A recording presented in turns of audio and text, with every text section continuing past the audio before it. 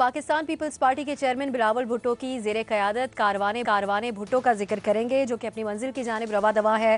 Peoples party के रहनुमाओं ने यह कहा है कि यह एहतजाज महंगाई के खिलाफ है, लेकिन जहाँ पर भी बिलावल भुट्टो खिताब करते हैं उनका जो गुफ्तगू होती है वो एहतसाबी अमल पर तनकीद ही होती है। बिलावल भुट्टो का अंदाज जारहाना है और उनका कहना है कि पीपल्स पार्टी किसी धौंस या दबाव में नहीं आएगी।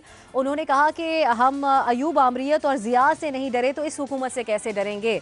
बिलावल भुट्टो का मजीद ये कहना है कि नैब गर्दी के जरिए जुबान बंदी नहीं की जा सकती। अब बिलावल भुट्टो जो एहतजाज कर रहे हैं, जो बातें कर रहे हैं, उसका नतीजा उनके लिए क्या निकलेगा, क्योंकि इसके ऊपर दो राय पाई जाती है। एक तरफ पीपल्स पार्टी तो ये कह रही है कि वो महंगाई के खिलाफ बात कर रहे हैं, लेकिन क्या उनको नैब केसेस से रिलीफ मिल पाएगा? इसी पर गुफ्तगू करेंगे अपने पैनल से। सवाल इस तरह, बिलावल भुट्टो का महंगाई मुखालिफ निकाले गए कारवाने भुट्टो में एहतसाब अमल पर जारहाना अंदाज। आपसे ये जानना चाहेंगे कि क्या चेयरमैन पीपल्स पार्टी एहतजाज के दबाव से नैब केसेस में रिलीफ लेने में कामयाब हो पाएंगे, हाँ या नहीं? इरशाद भट्टी साहब, क्या समझते हैं आप? हाय हाय हाय हाय, कारवाने भुट्टो बिलावल भुट्टो, जारहाना अंदाज और नैब रिलीफ। मुद्दतें हो गई खता करते, शर्म आती है अब तो दुआ करते। यानी मुद्दतें हो गई खता करते, शर्म आती है दुआ करते। हजूर, वैसे तो अपने मुमलकत अजीज़ में कुछ भी नामुमकिन नहीं, और जो शहबाज शरीफ नवाज शरीफ केसों में हो रहा है, इसके बाद तो कुछ भी हो जाए तो हैरत नहीं है होगी। हैरत भी मर चुकी है, बल्कि शर्म मर चुकी है। चुल्लू भर पानी में हैरत भी डूब के मर गई है। लेकिन जो कुछ मनी लॉन्ड्रिंग में है और जहाँ तक केस पहुँचा हुआ है, और जिस तरह अल्हम्दुलिल्लाह बिलावल केस बिगाड़ रहे हैं और अनवर मजीद और इन सारों को, और जिस तरह तुरुप का पत्ता जरदारी साहब ने लॉन्च कर दिया है, अगर बरी हो जाएं तो वो अलहदा बात है, और अगर रिलीफ मिल गया तो इससे बड़ी मुल्क और कौम से दुश्मनी कोई नहीं होगी, और ये दुश्मनी हर दौर में हुई है, ये ज़हन में रखिएगा। ठीक है, नहीं एक ऑप्शन आप ले रहे हैं। न्याई साहब, आपके ख्याल में बिलावल भुट्टो अपने वालिद का केस बिगाड़ रहे हैं या सवार रहे हैं इस एहतजाज से? अब सर 50-50 चांसेस हैं। इस वक्त असाब की जंग है।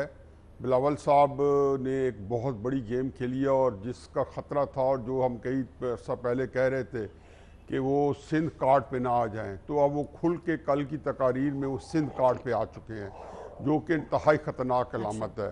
सियासी अदम इस्तेकाम जिसने पाकिस्तान में पिछले 4-5 साल में, जो हमेशा रहा है एक तसलसल के साथ, लेकिन 4-5 साल से एक सख्त एक शिद्दत के साथ वो जो है वो आ चुका है, उसकी कोख से जो इक्तिसादी बुरान है वही जानलेवा साबित होगा। मैं तो सिर्फ ये समझता हूँ कि जी ये जो गेम शुरू है, ये जो 70 साल से बिल्ली चूहे का खेल जो है, यह साफ शिकन हो चुका है। नाअहली, करप्शन और गद्दारी के ऊपर 70 साल से लियाकत अली खान से लेके आज तक हम कोई तकरीबन 14-15 हुकूमतों को डिसमिस कर चुके हैं। ये अब कब तक चलेगा? और सियासतदानों में से कई नाअहल भी होंगे, कई करप्ट भी होंगे, कई गद्दार भी होंगे, लेकिन आया ये इसके नाम पे जो है आप सियासी बिगाड़ पैदा कर सकते हैं, और फिर उसके बाद कैसा बना होगा, ये मुश्किल है। 50-50 चांसेस हैं, 50-50 चांस है कि दोनों तरफ मुकाबला सख्त है, क्योंकि कल के रश ने दिखाया कि सिंध के अंदर जो वो चाहते हैं उनको हासिल हो गया है।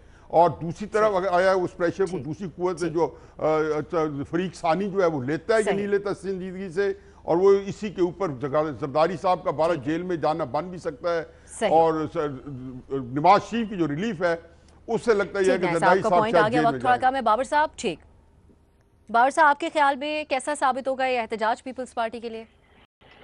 देखिए, ये तो मुझे नहीं पता, लेकिन मेरी दुआ ये है कि ना तो इन्हें किसी भी जायज केस से रिलीफ मिले इस एहतजाज की वजह से, लेकिन इस एहतजाज के नतीजे में नैरेटिव इतना तब्दील जरूर हो कि अकाउंटेबिलिटी करने वालों की भी थोड़ी सी अकाउंटेबिलिटी हो। क्योंकि ये जो वन साइड हमने नैरेटिव बनाया हुआ है, जिसमें हम बैठ के मीडिया ट्रायल करते हैं और लोगों को पहले ही कन्विक्ट कर देते हैं, ये काम बंद हो, और जो ये ट्रायल करवाते हैं रिलीज करके इंफॉर्मेशन, और स्पेशली नैब का जो इदारा है, इसका जरूर ट्रायल स्टार्ट हो, इनकी भी अकाउंटेबिलिटी हो कि क्या मोटिवेशन है और किस तरह से ये मुकदमे बनाए जाते हैं, चलाए जाते हैं और खत्म किए जाते हैं।